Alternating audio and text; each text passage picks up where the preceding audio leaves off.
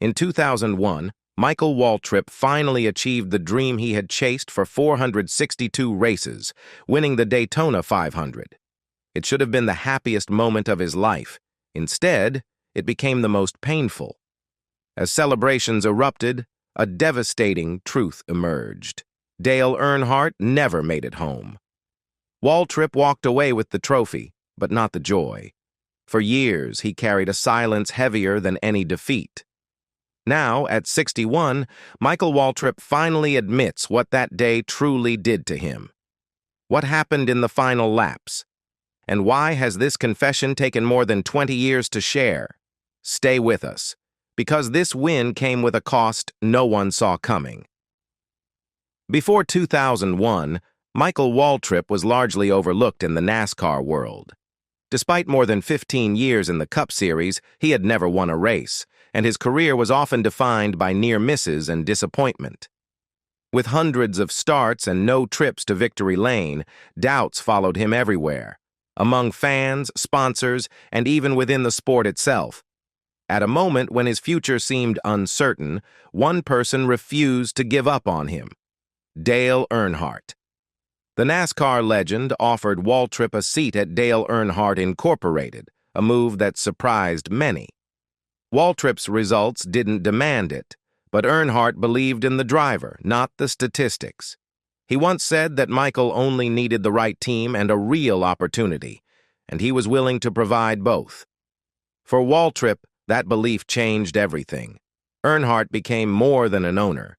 He was a mentor and a steady presence, teaching him how to read the track, fine-tune the car, and handle the pressure of elite competition. The trust was empowering, but it also came with enormous responsibility. When Waltrip climbed into the number 15 car for the 2001 season, he knew this was his chance to finally prove himself, and that the Daytona 500 could decide the course of his entire career. On February 18, 2001, the Daytona International Speedway was packed with fans awaiting NASCAR's biggest race. Michael Waltrip, Dale Earnhardt Jr., and Dale Earnhardt worked as a tight alliance.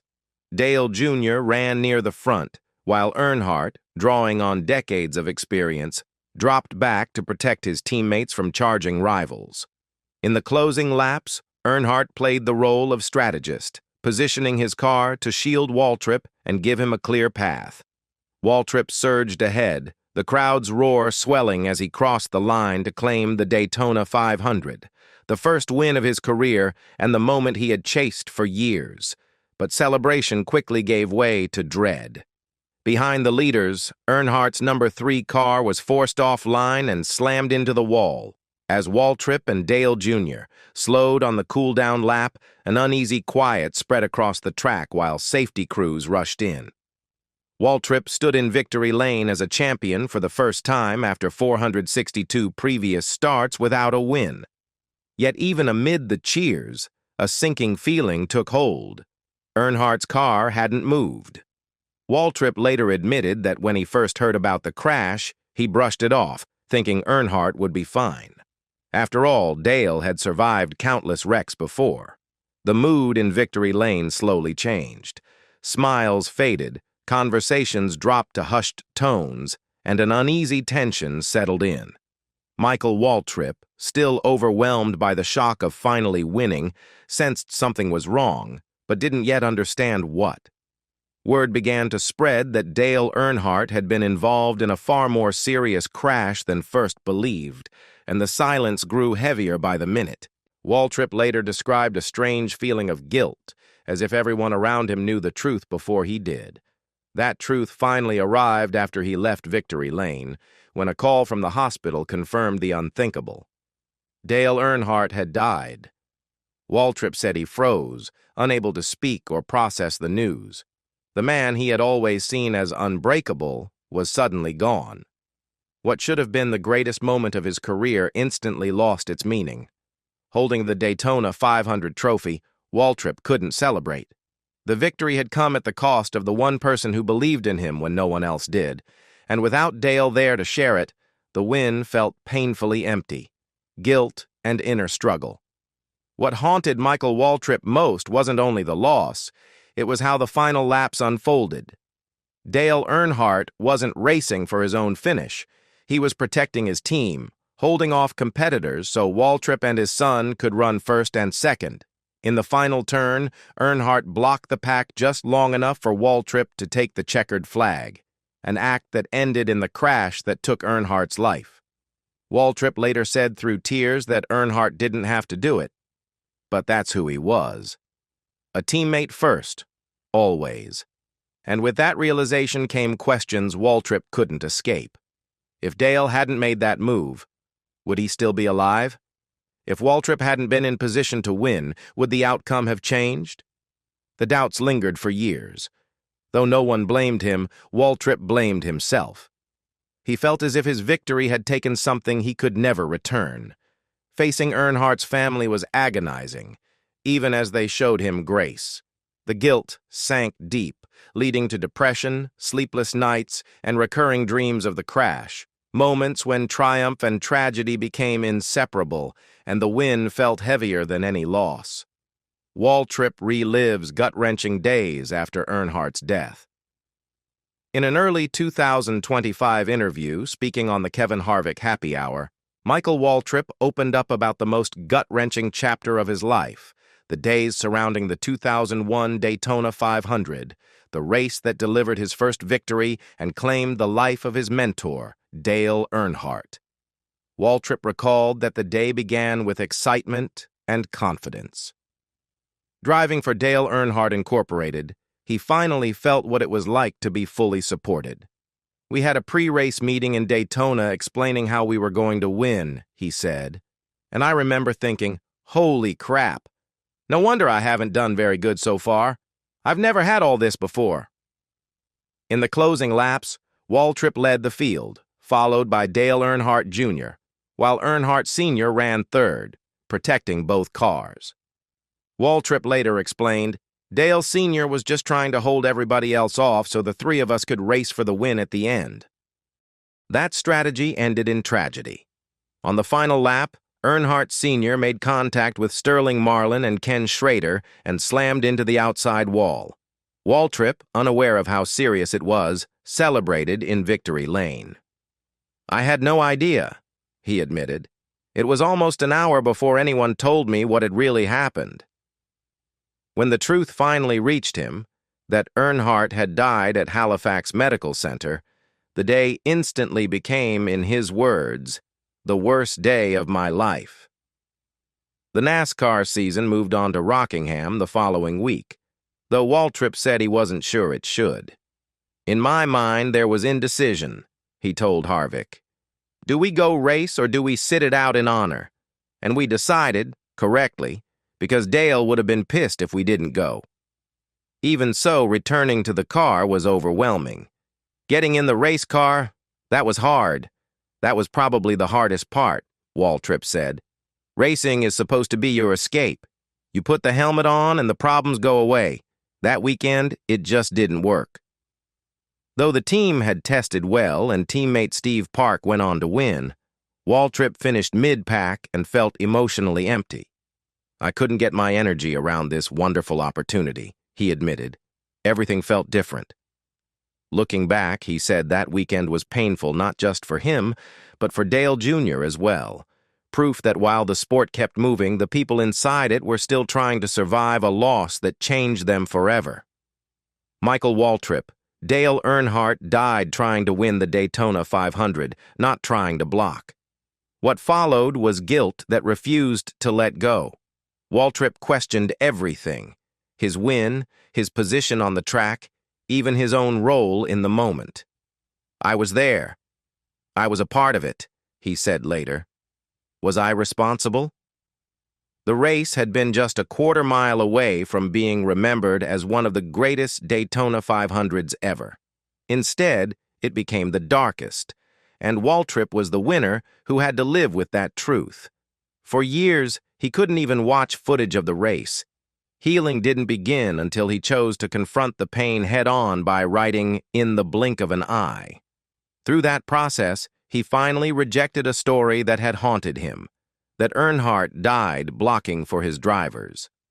Waltrip came to believe something else entirely. He believes Dale Earnhardt died trying to win. Waltrip insists Earnhardt knew the race was already secured for his two drivers. The only person who could still challenge them was Dale himself. He knew he didn't have to block, Waltrip said. He thought if he could get that push, maybe he could go win it. In that belief, Waltrip finally found peace, because in the end, he holds on to one truth that matters most. Dale Earnhardt died doing what he loved, racing to the finish, watching his son and his friend drive away toward victory. The search for peace and the aftermath. In the years that followed, Michael Waltrip continued racing, but the emotional weight of that day never fully lifted. After Dale Earnhardt's death, Waltrip faced upheaval on every front. Career uncertainty, financial strain, and the eventual collapse of Michael Waltrip Racing. The loneliness that followed made it feel like he was trapped in a cycle he couldn't escape. Over time, Waltrip realized peace wouldn't come from forgetting or burying the guilt. It came from facing it. He accepted that he couldn't change what happened, only how he chose to live afterward, and how he honored the friend who believed in him when few others did. That path led him to remembrance and service. Waltrip became deeply involved in memorial events, shared stories about Earnhardt, and supported charitable causes, especially those helping children and traffic accident victims. Giving back helped him find meaning where grief once lived. He also put his story on paper. In the Blink of an Eye, Waltrip revisited his life and that fateful race, explaining that telling the truth was necessary, not just to honor Dale, but to finally set himself free from a burden he'd carried for years. Michael Waltrip, on the split second that changes everything. For Michael Waltrip, crashing at high speed was never something he expected in the moment. It was something that unfolded in terrifying stages. He once explained that drivers don't enter a corner thinking a wreck is coming. Instead, they push harder, convinced they can save it. Even when the car goes sideways, the mind stays locked on survival. I can fix this. I can still save it. And then, suddenly, reality hits. Literally. The impact arrives, and with it, the blunt realization that the day is over. Waltrip described crashes as being filled with anticipation rather than instant fear. In those fractions of a second, the brain races through past experiences, angles, and instincts, deciding whether to go low, stay high, or brace. Only after impact does the true concern surface. Am I okay? He considers himself fortunate, saying most of his wrecks ended without serious injury. Some, however, left a lasting impression. The most dramatic-looking crash happened in Bristol, Tennessee, when his car suddenly exploded. Despite the violent visuals, he walked away unharmed, explaining that the energy of the impact was absorbed before it reached him. The most frightening wreck, though, came in Talladega in 1988. Running nearly 190 miles per hour, he blew a right front tire and slammed into a concrete wall in an era when safety standards were far less advanced. The impact knocked him unconscious for hours. When he woke up, he didn't know where he was or what had happened. That kind of disorientation, he admitted, stays with a driver forever. Looking back, Waltrip acknowledges how far safety has come. With modern barriers, improved restraints, and devices like the hand system, today's cars offer protection drivers once only dreamed of. After riding shotgun during a recent Daytona experience, he said he felt confident, joking that as long as he wasn't the one driving, he knew he'd be just fine. For Waltrip, crashes were never just violent moments. They were reminders of how thin the line is between control and chaos and how quickly everything can change at 200 miles per hour. The transformation of NASCAR. After Dale Earnhardt, the sudden death of Dale Earnhardt in 2001 sent shockwaves through NASCAR and permanently changed the sport. Earnhardt was more than a champion. He was the embodiment of fearless, aggressive racing, a driver who believed in pushing limits until the very end. His loss forced NASCAR to confront a painful truth. The culture of toughness and risk had come at too high a cost. In the months that followed, NASCAR moved quickly to overhaul safety standards that had remained largely unchanged for decades. One of the most significant changes was the mandatory adoption of the HANDS, head and neck support device, designed to prevent basilar skull fractures, an injury that had quietly claimed multiple drivers before Earnhardt. Tracks were also retrofitted with SAFER barriers, steel and foam walls engineered to absorb energy rather than reflect it back into the car.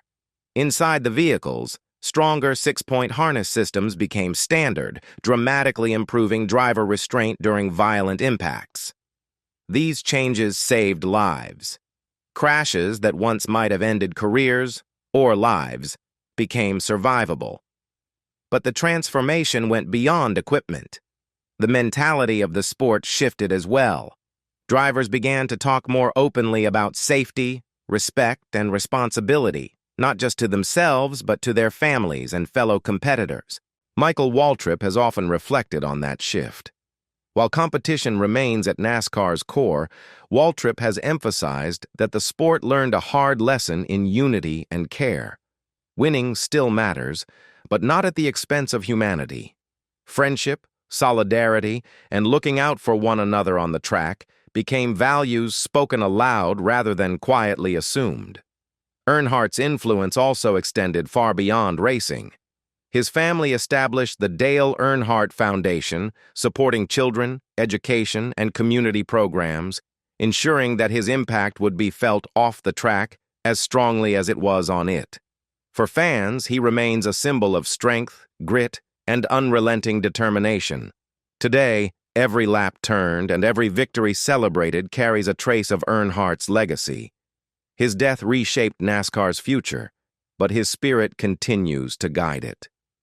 For Michael Waltrip, that legacy is deeply personal, a reminder that life will always bring loss and challenge, but meaning is found by moving forward, honoring those who believed in you, and living by the values Dale Earnhardt represented: loyalty, courage, and heart.